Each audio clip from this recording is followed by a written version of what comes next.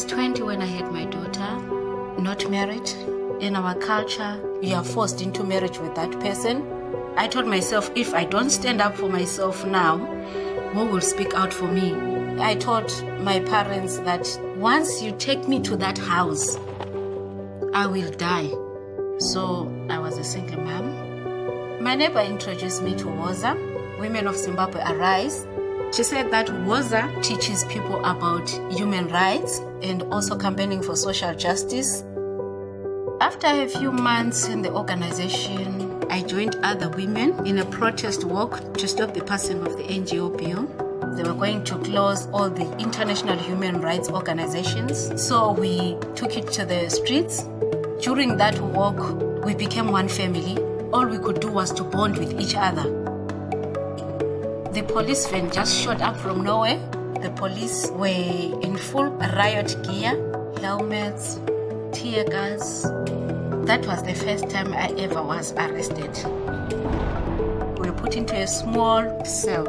All 40 of us squeezed there. It was dark. There was just one filthy toilet. All of a sudden, the women said, let's just make noise for them. We started singing, dancing. It was such a wonderful thing that it erased the horror that I was feeling. We managed to keep the police officers awake the whole night. I was so proud that the NGO bill was never passed. After 9 years being a human rights activist, the government is still harassing us.